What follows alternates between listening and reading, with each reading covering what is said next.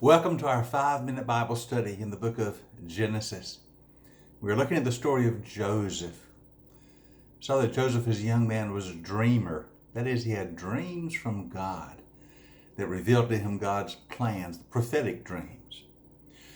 Now, in our session today, we're going to look at the great betrayal Joseph suffered at the hands of his brothers. We're in Genesis chapter 37. Now, his brothers had gone to graze their flocks near Shechem. And Israel said to Joseph, "As you know, your brothers are grazing the flocks near Shechem. Come, I'm going to send you to them." "Very well," Joseph replied. But when he arrived at Shechem, a man found him wandering in the fields and asked him, "What are you looking for?"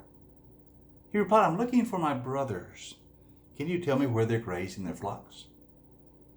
The man said, "They've moved on. I heard them say, 'Let us go to Dothan.'" So Joseph went after his brothers and found them near Dothan. They saw him in the distance, and before he reached them, they plotted to kill him. "Here comes that dreamer," they said to one another. "Let us kill him and throw him into one of these cisterns and say that a ferocious animal has devoured him. Then we'll see what comes of his dreams." But when Reuben heard this, he tried to rescue him from their hands. He said, "Let's not take his life. Let's not shed blood. Throw him into the cistern here in the wilderness. Don't lay a hand on him." So Joseph came to his brothers, and they stripped him of his robe, that ornate robe he was wearing. They took him, they threw him into the cistern. The cistern was empty. There was no water in it. Now, when some Midianite merchants came by, the brothers pulled Joseph up out of the cistern, and they sold him for 20 shekels of silver. And the merchants took him to Egypt. This is the great betrayal, where Joseph, just a young man, just 17 we've seen, was sold into slavery by his own brothers. And off he goes to Egypt, where he assumes he will languish and die as a slave. It is a tragedy of unbelievable proportions that his own brothers would betray him so. Of course, they go back to their father and tell them that they found Joseph's robe with blood all over it, torn, and they will say, "We assume an animal killed him." They will deceive their father.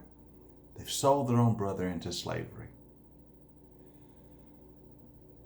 So the story of Joseph begins.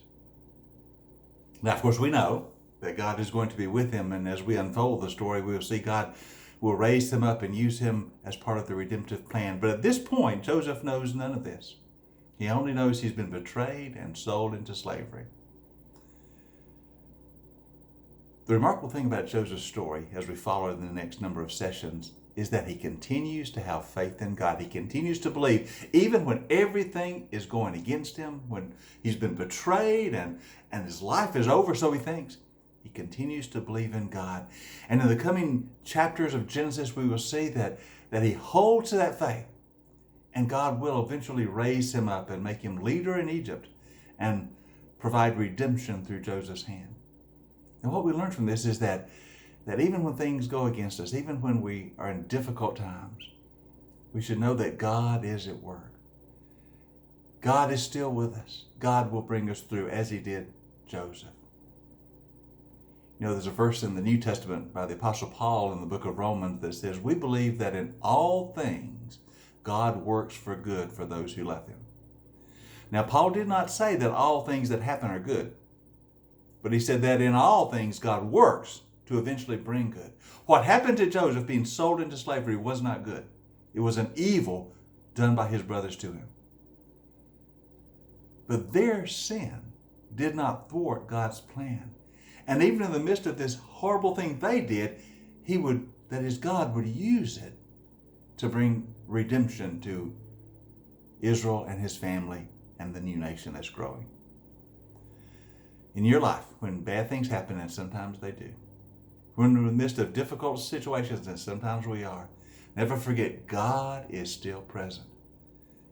And even though we don't understand how, he ultimately will work his good in the lives of those who love him. This is something we need to remember, this pandemic we are in. I know we're tired of it and our spirits are weary. We're crying out, "Lord, how long until this is over?" But God is at work. Even in the midst of these trials we are in, God is at work. And he will accomplish his will ultimately in the end. We can trust that. Joseph did. Even when he was sold into slavery, he still trusted God.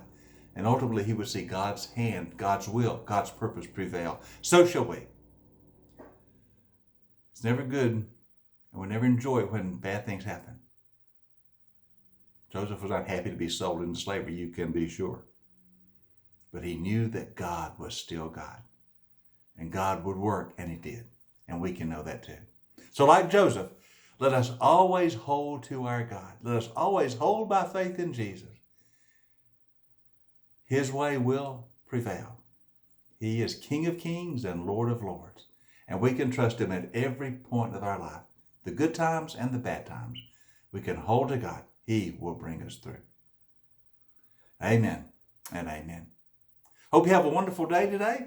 And I will look forward to seeing you next time in our 5-minute Bible study in the book of Genesis.